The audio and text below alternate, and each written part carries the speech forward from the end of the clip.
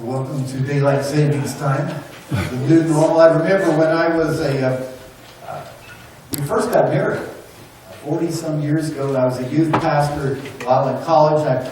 Daylight Saving Times came, and back then I didn't read the newspaper, I didn't listen to the radio, I didn't watch television. Mom wasn't there to remind me, so I forgot all about changing the clocks in Daylight Savings Time. So I came to church expecting to be there for Sunday school. I walk in, and everybody's filing into the sanctuary. They're going to the wrong place at the wrong time, and I was so confused. I had no idea what was going on. Then it dawned on me, they changed the clock. So if you are confused why everyone's in the sanctuary now instead of in the Sunday school rooms, that's because you forgot to change your clocks. Welcome to Daylight Savings Time. It's good to have you here today. My sermon this morning is from Luke chapter 2. Verses 51 and 52. I invite you, if you have your Bibles, to turn to that. If you want to read it off the screen, that's okay. We have it up there for your convenience. But I always like opening the Bible and having it in front of me. Although now I'm using it as a digital Bible instead of the paper one. But it's the same either way. It's good to be able to immerse yourself in God's Word. Some people are visual learners, and they learn better by reading and seeing it. Some people are auditory learners. They can sit back and listen and pick it up. Some people need to write it down. And for those of you, we've got little outlines in the bulletins that you can make notes or whatever, so that either way, whatever way God has designed you to learn and to process information, we have that there for you. And we want you to be able to hear from God this morning.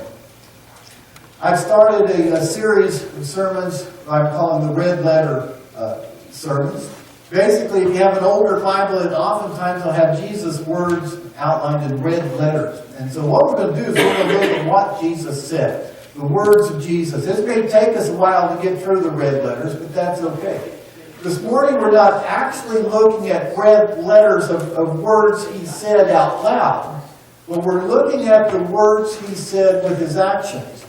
They say that a picture paints 1,000 words, and I think that's true also of our actions and the things we do.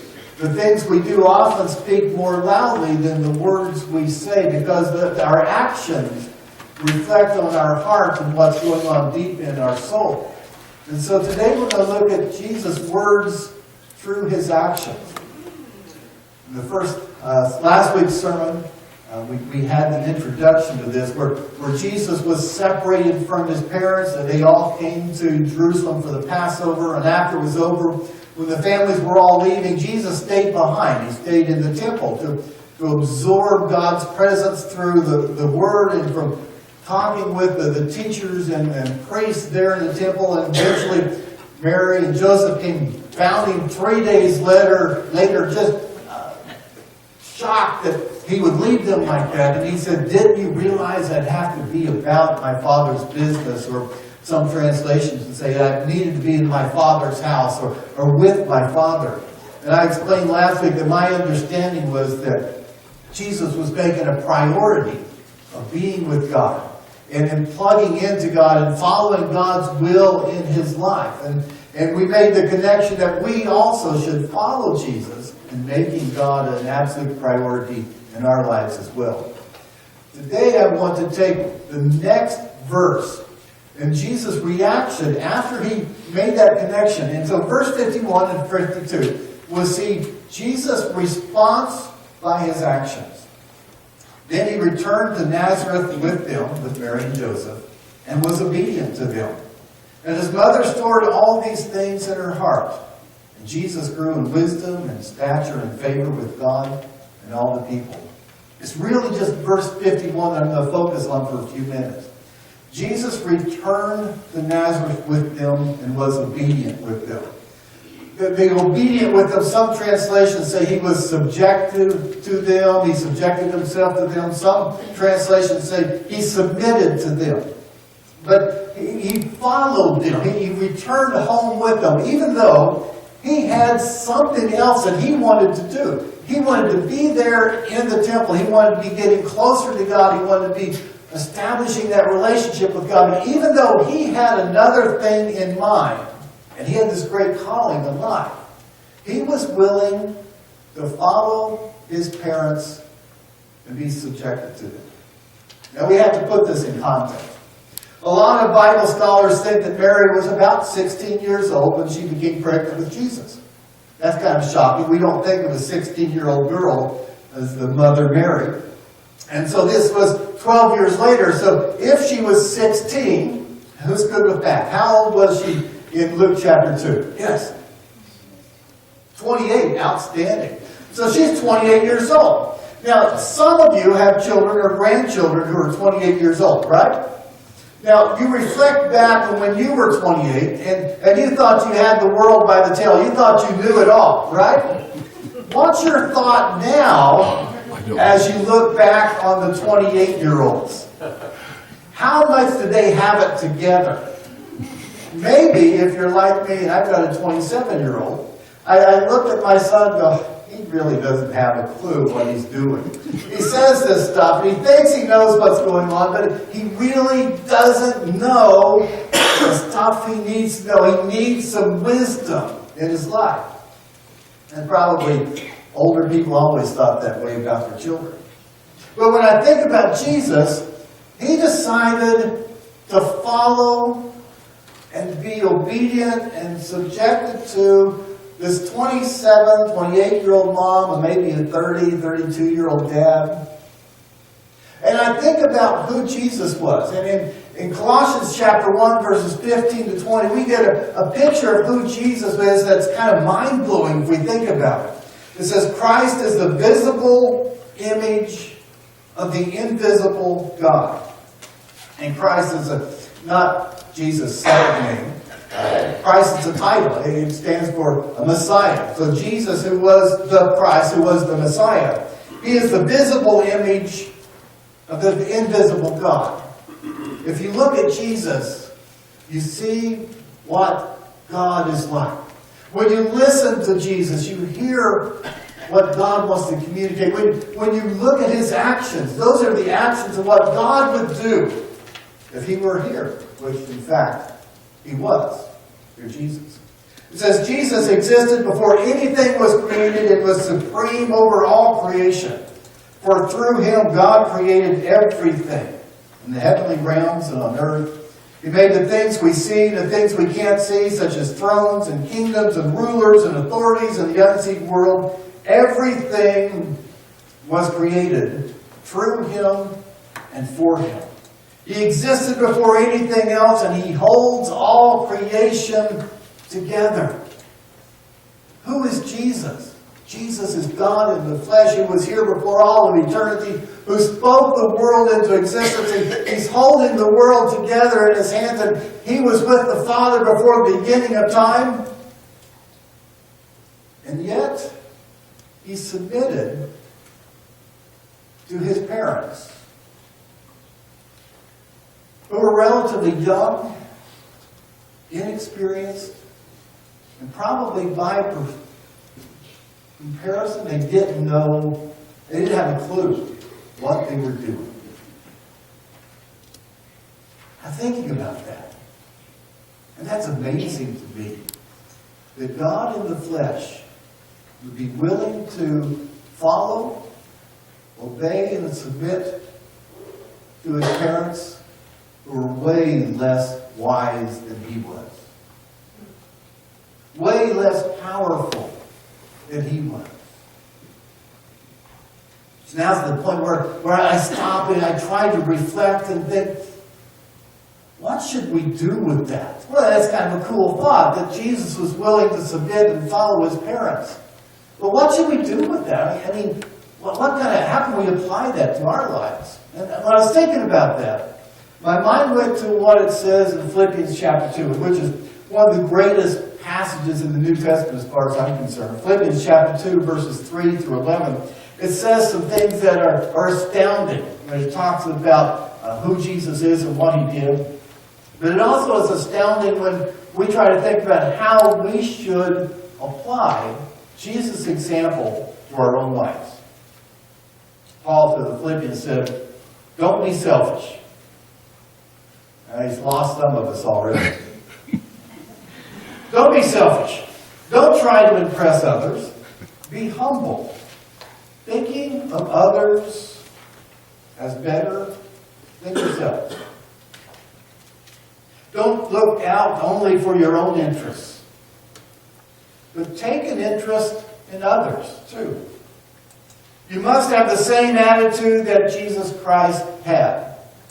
I think it's interesting they say you must have the same attitude that Jesus Christ had. Now, when you hear must, what comes to mind? Well, what are the thoughts that come to mind when you hear you must do something? You had no choice. You guys are good. You didn't have to be prompted. A lot of people don't talk in church. They've been taught for years you never talk in church. But this is a time where you talk in church. So you must be like Christ suggests. Do it. Just do it. Don't question it. Don't say, I don't really, that's not for me, that's not my thing. No, this is our thing. If we're going to follow Jesus, we must have the same attitude that Jesus had. And what is that attitude? Though he was God, and we just read about that, though he was God in flesh, the visible image of the invisible God, the one who created all that exists, the one that spoke it all into existence, he's the head of the church. He has all the wisdom and power of all eternity in his hands. Even though that's who he was willing to follow and obey his parents. No, he was like God. He didn't think equality with God was something to cling to. Instead, he gave up his divine privileges. He took the humble position of a slave and was born as a human being. When he appeared in human form, he humbled himself in obedience to God and died a criminal's death on a cross. In my mind, what's basically saying is Jesus was willing to be a servant. I don't know about you, and the chores that you have to do in your house, and which one's your least favorite? But this kind of represents to me what's one of my least favorite chores in the whole house. I don't mind so much washing windows. I can vacuum. I don't want to dust. I didn't bring a dust rag up here because I really don't like that. But scrubbing out the toilet bowl and cleaning up the bathroom, I'd just as soon not do it. When I think of Jesus, you like cleaning the toilet? Do you? You're hired. And I think of Jesus, who gave up everything and was willing to serve. In my mind, I think that Jesus was willing to put on those rubber gloves, grab the toilet bowl brush, and just get busy doing the service that needed to be done, even though it wasn't really what he wanted to do. He was willing to serve. I think of that in terms of application to our lives. We must be like Jesus. We must be like Jesus and be willing to put on the gloves, be willing to grab the brush or whatever it is that God's calling us, that God's set before us. We must be like that. How does that apply to our lives? Well, if you were a young person still living at home, you are technically under your parents' authority, right? And so if that's your situation, one of the things that it means is even if your parents don't have a clue, and they're not near as smart as you are, they don't understand the internet, they don't understand all that stuff, one of the things that it means is while you are there, you need to follow them, submit to them, and obey them. And in the other end of this, let's say you're on the other end of the age scale, and you are a senior living in your children's home. now the roles are reversed, aren't they? Where you are under your children's authority. You need to follow them. You need to listen to them. You need to obey them. Well, what if we get outside of the family unit? Outside, maybe we think about going to church. Maybe we think about going to a potluck dinner. We all love going to potlucks, right? How does this apply in the situation of a potluck dinner? And one of the things that bugs me on church potlucks, when you walk in and you see that somebody has come in there early, they set up all these chairs to reserve their spot because they have the favorite, and if this is you, I'm not going to apologize. They have their favorite spots, and they rushed in and they set the chair up so nobody else gets their spot. Maybe what this means is you let someone else sit there. You give up your demands, your rights, and you're willing to serve and let someone else have the most important or the best or the most comfortable seat. Maybe when you come in, instead of saying, I always sit in that pew, wherever it is. You've been there for 50 years. It's yours. It's got your name, almost literally, stamped on it. And nobody sits in your spot. Maybe what it means is when you walk in someday and you see someone new sitting by themselves. Maybe they don't have a friend here. Maybe they do. But maybe rather than go to your favorite pew, as you put on the spiritual rubber gloves of service, you say, Lord, I'm willing to go be their friend today and to sit by them and to just let them know that I care. Maybe it goes beyond serving people in that way. Maybe it goes to the concept of what church should be like. What kind of music do we play? What kind of order do we have in the worship service? And you think, wow, I like church this way. This is what I like. And therefore, since I like that, that's what we should do. Maybe when we put on the gloves of service and we come before God to be like Jesus, we say, what I like isn't the issue. The issue really should be, how can we better reach the people around us with the grace and mercy of God? Maybe we need to make some changes so that we can step away from what we want to be doing. To do something that would be better able to reach others with God's love and God's mercy and God's grace. Be like Jesus. God is calling us to follow Him. God is calling us to be willing to be like Jesus, to step away from our desires, our preferences, the things we want, even if we are right. And be willing to be a servant who humbles ourselves.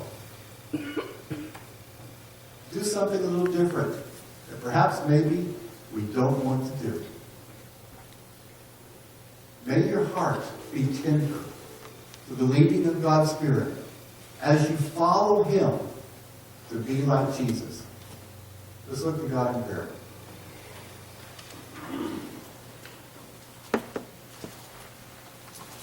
Heavenly Father, the easiest thing in the world for us to do is just follow our own desires. And the hardest thing is to take up the mantle of a servant and to serve others out of love. God, help us to be willing to be like Jesus, to follow you, to follow Him, and allow His example to transform the way we behave, the way we react, the way we act around others. May we be like you. Pray this in Jesus' name. Amen. Just a minute, I'm going to invite you to stand as we sing our song of invitation. And when we do, if God is calling your heart and you feel that you need some prayer, I invite you to come up, and I'll have the deacons come and we'll have prayer with you. If you have another commitment in your heart you'd like to make, you want to join this church, or you want to talk to me, this would be a time to do that as well. If you don't want to come up, you want to talk afterwards, an email or a text message, whatever, let me know. I'd be glad to get together and visit with you. Let's stand together as we sing our hymn of petition.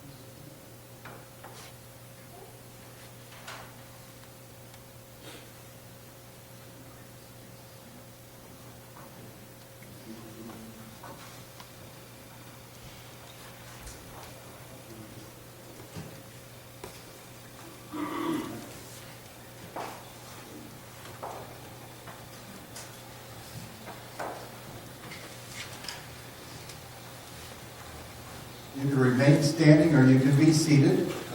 Linda's coming up at this time.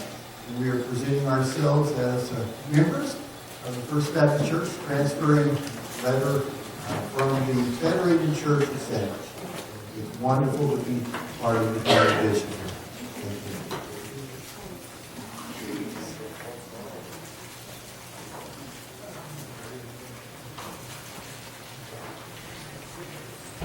The Lord told Aaron that when you bless the people with these words.